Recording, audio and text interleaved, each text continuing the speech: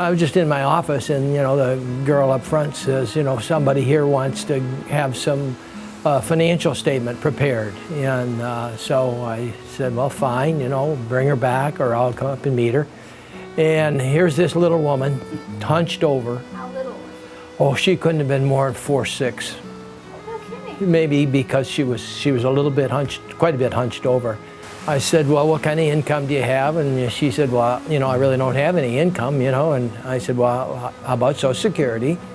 And she says, no, I don't get Social Security. She says, I've never worked in my life. She would get grants, and some grants were decent money. I don't remember how much, but they, maybe even, a couple $1,000s.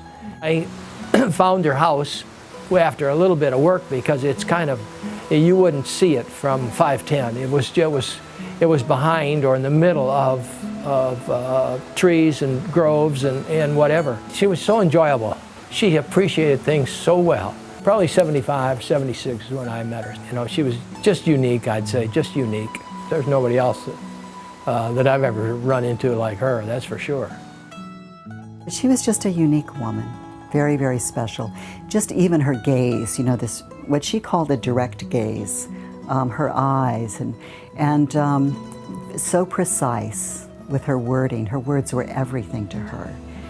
Very much a sense of self-control, very much her own person.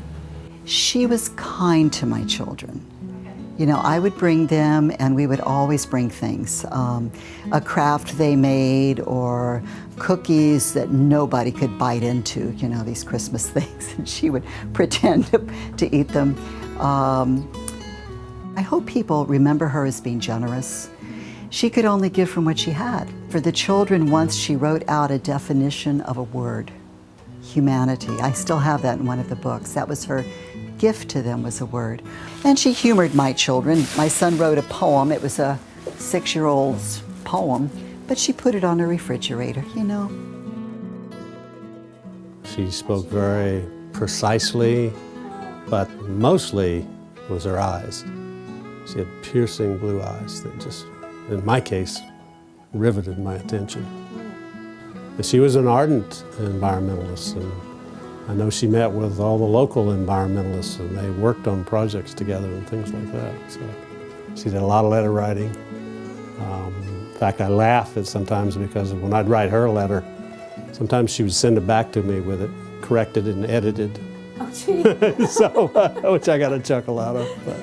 Yeah, and she had a lot of, literary friends, and people in England and Ireland, and a professor in New York that she corresponded with regularly. In fact, they are the ones that comprised her literary management board that managed her literary affairs for the 20 years after her death. She's very precise, like I said, her correcting my letters and things of that nature. And that's the way she was, at least in my experience.